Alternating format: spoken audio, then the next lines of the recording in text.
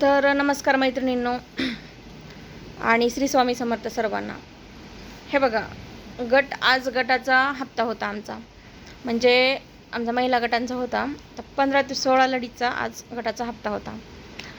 आणि प्रॉब्लेम असा होता की 3 लेडीजचा प्रॉब्लेम होता.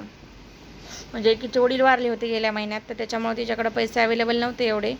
मग तिचं आम्ही ॲडजस्ट केलं. पण बाकीच्या 2 लेडीजचा आम्हाला काहीही प्रॉब्लेम म्हणजे माहीतच नव्हतं की काय झालं त्यांच्यासोबत काय नाही.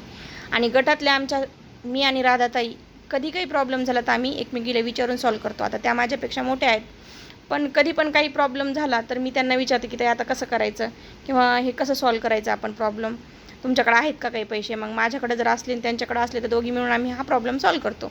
आता असं हे प्रत्येक वेळीचं आहे. तर 15 ते 16 लेडीजचं आमचं 2 वर्षापासून चाललं हे असं. तर आज ज्या बाईनं कमेंट केल्यात काही खास, म्हणजे तिला खरं तर पुष्पगुच्छ द्यायला पाहिजे, पण बाई मला तेवढं वेळ नाही आहे, कारण की तुला कसं सगळं आयतं पाहिजे असतं आणि मला तर काही कधी आयतं कुठल्या गोष्टी भेटलेल्या नाही आहेत. जरी माझ्या आईवडिलांकडे भरपूर असलं तरी पण मी म्हणजे कशाला कुणाचं नाही का असं असतं की माझ्या आईवडिलांनी तसे संस्कार पण नाही टाकले माझ्यावर. चल ठीक आहे, जाऊ दे, इग्नोर करते मी तुला. स्वामी आमच्यासोबत आहेत आणि राहणार आहेत. पण ज्या ताईचा आज प्रॉब्लेम झाला ते तुझ्या ज्या थिल्लर गोष्टी आहेत किंवा ज्या अशा बावळटपणाच्या गोष्टी आहेत ना, त्या बाजूला ठेवते. आणि मला आज माझ्या गटातल्या लेडीजला सांगायचं आहे की त्या लेडीजचा प्रॉब्लेम असा होता, मॅडम तिच्या घरी गेल्या की फोन लागत नव्हता. मग आमचा सगळा हिशोब झाला, गटातल्या 12-13 लेडीजचा हिशोब झाला आमचा. मग ते पैसे मी दिले मॅडमला. राधाताई ड्युटीवर होत्या आमच्या, तर मग राधाताईंना पण माहीत नव्हतं. राधाताई पण कंटिन्यूअस तिला फोन करत होत्या, पण फोन लागत नव्हता. आता त्या बाईचं बाळ 2 ते 3 महिन्यापासून हॉस्पिटलमध्ये आहे म्हणा.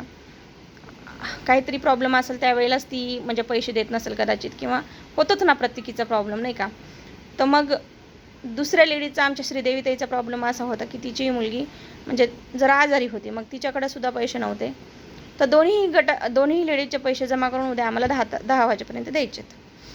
प्रॉब्लेम असा होता का माझा आणि मला मॅडमनी 8 वाजता सांगितलं रात्रीला. हीच गोष्ट जर आम्हाला दुपारी माहीत झाली असती तर मी दुपारी काहीतरी करून पैसे दिले असते समजा, आमच्या राधाताईंनी आणि मी.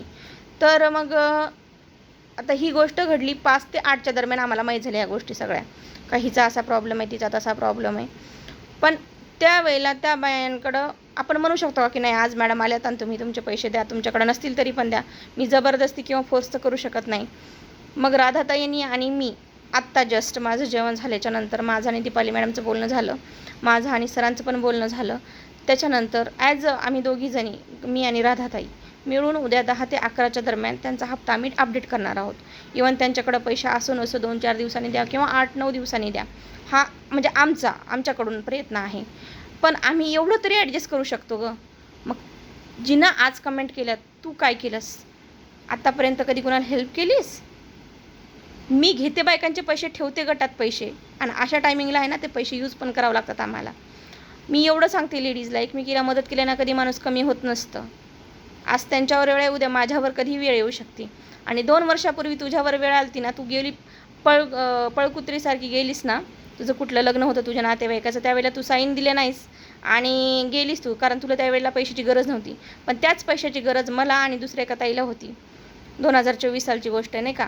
पण त्याच्यानंतर तू माझ्याच दारात आलीस ना, सक्षमचं लोन घेण्यासाठी आलीस की नाही 2 ते 3 वेळा, की मला गटात घ्या, मला घ्या. त्याच्यानंतर तू दुसरे 1-2 लोनमध्ये इन्व्हॉल्व आहेस माझ्या. खोटं बोलते का मी तुला माहीत आहे ना ह्या सगळ्या गोष्टी, तरी तू काय म्हणते की तू मेंटल आहेस. बरं ठीक आहे, चल, तुला आज पुष्पगुच्छ माझ्याकडून. तू हुशार आहेस, खूप हुशार. Hats off you.